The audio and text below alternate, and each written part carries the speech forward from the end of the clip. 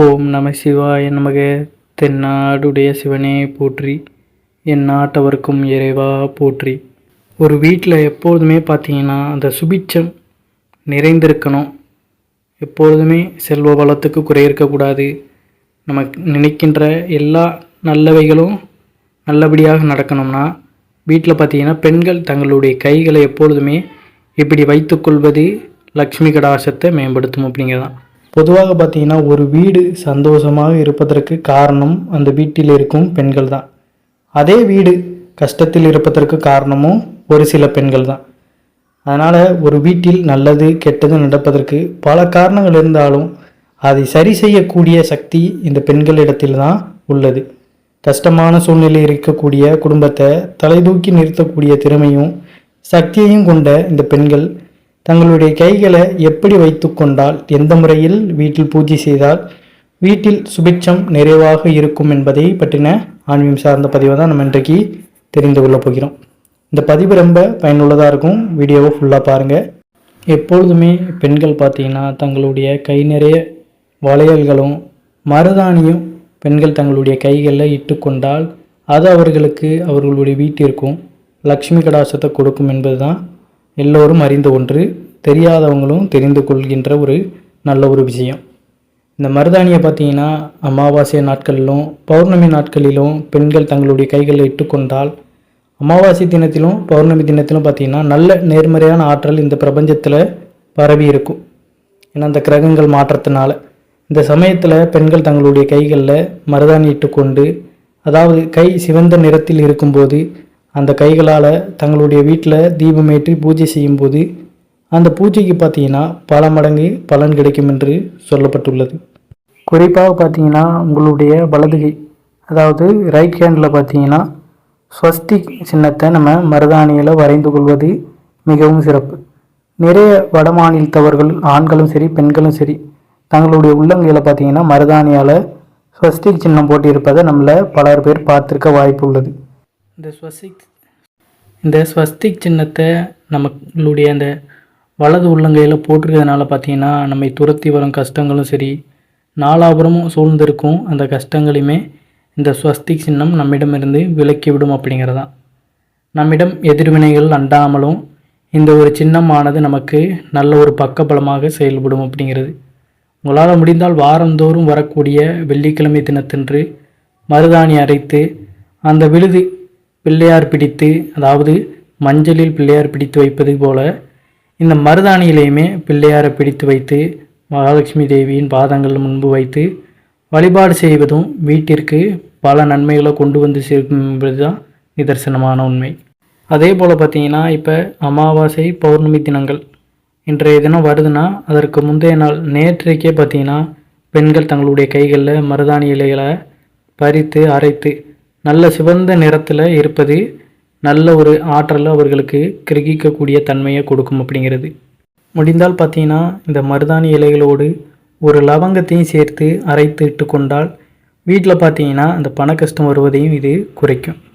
சிவந்த அழகான லக்ஷ்மி கடாசம் பொருந்திய இந்த கைகளில் உங்களுடைய வீட்டில் அமாவாசை தினத்தன்று பௌர்ணமி தினத்தன்றும் தீபமேற்றி பூஜை செய்து வந்தாலே கஷ்டங்கள் அப்படிங்கிறது விலகும் அப்படிங்கிறதான்.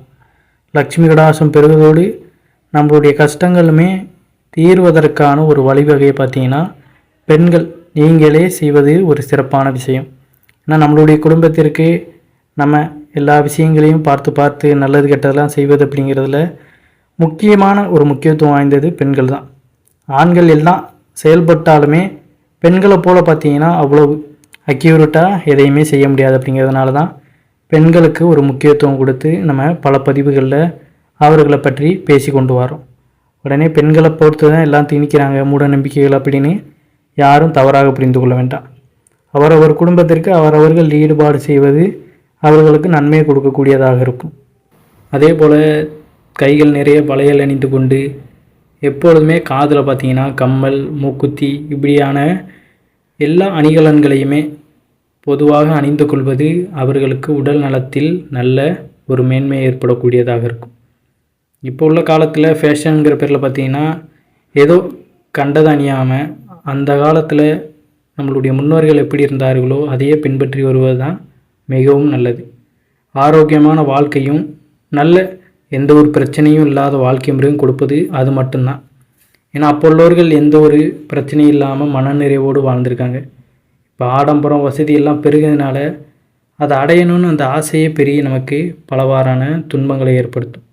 அதிலிருந்து நம்ம தெளிவாக இருக்கணும்னா இவ்வாறான ஆன்மீகம் சார்ந்த விஷயங்களை நம்ம பின்பற்றும் பொழுது தான் அது நமக்கு நன்மை அளிக்கக்கூடியதாக இருக்கும். ஒரு முக்கியமான விஷயம் பார்த்திங்கன்னா, இந்த ஒரு தவறையுமே பெண்கள் எப்பொழுதுமே வீடுகளில் மேற்கொள்ளக்கூடாது. வெளியே சென்றாலுமே இந்த ஒரு கோலத்தில் செல்லக்கூடாது. அதாவது தலைவிரி கோலம்தான். குளித்துட்டு வந்தாலுமே பார்த்திங்கன்னா, நம்ம முடியை காய வைக்கும் பொழுது கூட பார்த்திங்கன்னா சின்னதாக தலையில் ஒரு முடிச்சு போட்டு தான் பார்த்திங்கன்னா காய வைப்பதும் சிறப்பு. முடிச்சு போடாமல் தலையை அப்படியே நம்ம தலைவிரி கோலத்தோடு திரிவது நமக்கு பல வழிகளில் ஆபத்து விளைவிக்கக்கூடியதாக இருக்கும். எதனாலன்னு பார்த்தீங்கன்னா, ஒருவருடைய முடி வழியாக தான் நல்ல ஆற்றல் அப்படிங்கிறது வெளியே வந்து கெட்ட ஆற்றல் அப்படிங்கிறது உள்ளே போகும். தலையில் முடிச்சு போட்டு நம்ம பராமரிக்கும் பொழுது பார்த்திங்கன்னா இவ்வாறான கெட்ட ஆற்றல்கள் நம்ம தலைக்குள்ளே நுழையாது அப்படிங்கிறது தான் நிதர்சனமான உண்மை.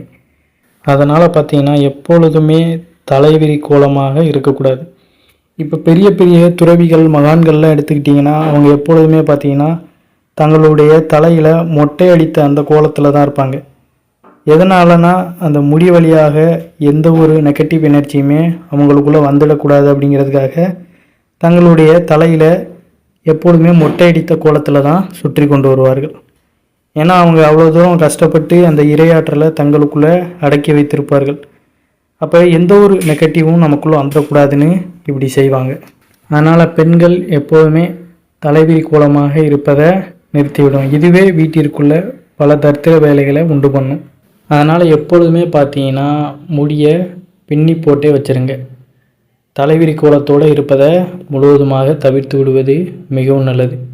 என்ன செஞ்சுக்கிட்டு இருந்தால் சும்மா இருந்தாலுமே பார்த்தீங்கன்னா தலையில் ஒரு சின்னதாக பின்னி போட்டு இருப்பதே மிகவும் நல்லது தான்.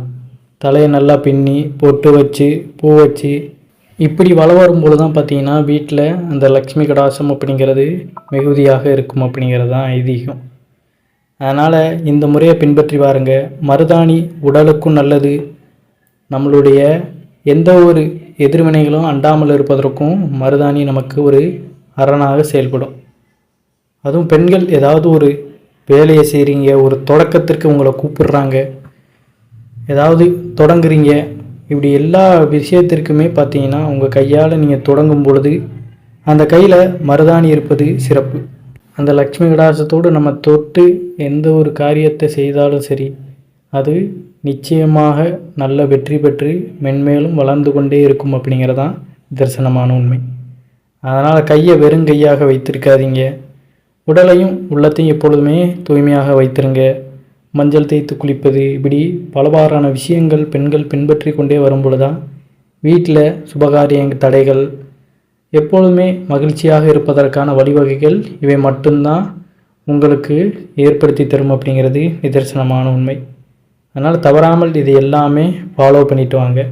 நம்மளுடைய சேனல்லையும் பார்த்தீங்கன்னா பல பதிவுகள் பெண்களுக்கு யூஸ்ஃபுல்லான பல பதிவுகளை நம்ம போட்டிருக்கோம். அதையும் செக் பண்ணி பாருங்கள். உங்களுக்கு ஏதாவது சந்தேகம், விளக்கேற்றுவதில் சந்தேகம், இல்லை வேறு ஏதாவது கோலம் போடுவது, இப்படி எதில் உங்களுக்கு சந்தேகம் இருந்தாலுமே அது எல்லாமே பார்த்திங்கன்னா நம்ம கிளியராக எல்லா வீடியோலையுமே பதிவு பண்ணியிருக்கோம். அதையும் பார்த்து முழுவதுமாக கேட்டு அதன்படியே செய்து நீங்களும் வாழ்க்கையில் பார்த்திங்கன்னா நல்ல ஒரு முன்னேற்ற பாதைக்கு சென்று தெய்வ கடாட்சத்தோடு வாழ்வதற்கு எல்லாம் வல்ல இறைவனை பார்த்திங்கன்னா நானும் மனதார வேண்டிக் கொள்கிறேன். இந்த வீடியோவில் கருத்து உங்களுக்கு பிடிச்சிருந்ததுன்னா உங்களுடைய நண்பர்களுக்கும் இந்த பதிவானதை பகிர்ந்து கொள்ளுங்கள். மறக்காமல் நம்மளுடைய சேனலையும் சப்ஸ்கிரைப் பண்ணி இந்த வீடியோக்கும் ஒரு லைக் பண்ணிடுங்க. அனைவரும் என்றும் இறையருள் பெற்று நலமுடன் வாழ வேண்டும். நன்றி, வணக்கம். ஓம் நம சிவாய நமக.